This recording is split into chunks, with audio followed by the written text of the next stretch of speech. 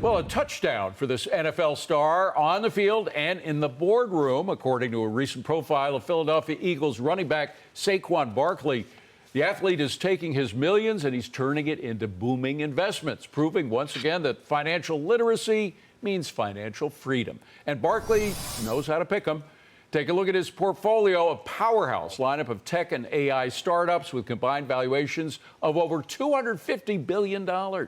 Sports Illustrated says over 3/4 of NFL players face financial troubles just within 2 years after they retire. But Barkley is putting his money to work. Jackie, first of all, is Saquon doing the right thing? Oh, my God, 1,000%. The breakdown here is they talked about how he took his $31 million rookie deal. He parked it in the S&P 500.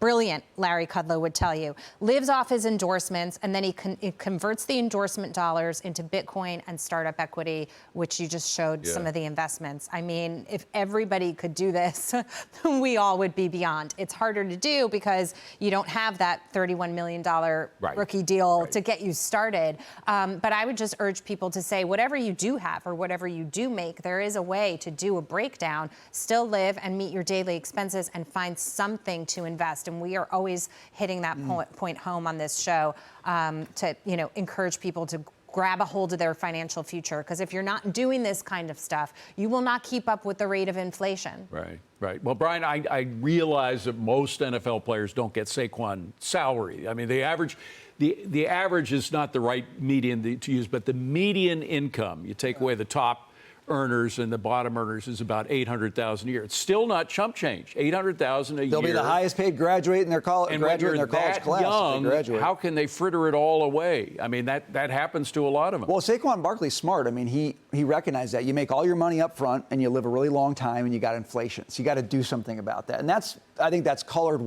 the investment choices he's made. He's made some safe ones, right? S&P 500. He's put a lot of money into some really risky spaces as well. He's big into crypto and other things. So he's got a portfolio, but I think he had the benefit early in his life of some really influential coaches and other people who gave him a long-term mentality. And I think for a lot of the guys who struggle with money, they think very short term. Like, I just made a ton of money. What do I want to spend it on? And somebody got to Saquon early in his life and said, you're going to make a lot of money.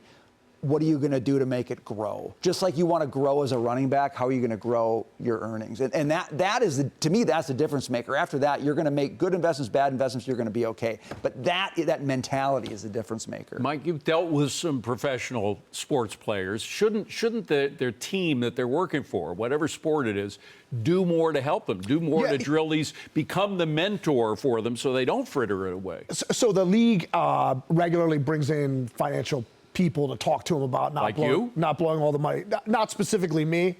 If the NFL's watching, I'm available. But look, you're making good money. You might be making $2 or $3 million a year.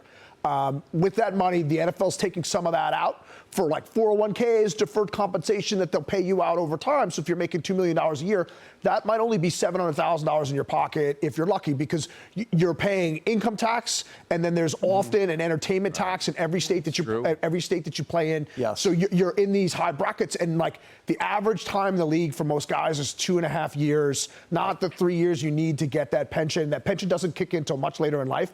So the degree is and a lot of these guys, once they leave the league, their next salary is like $40,000 or $50,000, and it's like you're gonna have, if you're gonna play in the Canadian league, to be with the tax situation going back and forth, you may be coming out of pocket between your travel back and forth to the U.S., the taxes you owe both stages. So it is a really, really ruthless forgiving where the people on the high end are getting fabulously wealthy, and guys like Saquon are going to get.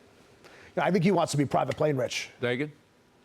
You want to be an investor with your money and not a lender. And it's hard, but you have to hold on to every dime that you earn and not lend it to your family, because it's not a loan, it's a gift, and it's never going to get paid back. And I know many athletes who wind up not broke, but they're doggone well close because of family. Because family, they'll come to you, oh, I want to start a restaurant. But but these high profile players, I always think about 50 Cent. 50 Cent had Formula 50, it was a vitamin water. And as part of his deal, he got a stake in vitamin water. And he wound up with at least $100 million. That's pre-tax, I think, when vitamin water got sold to Coca-Cola. So if you take a little bit of ownership, it can work out to your benefit. Good advice. I hope they're listening, gang.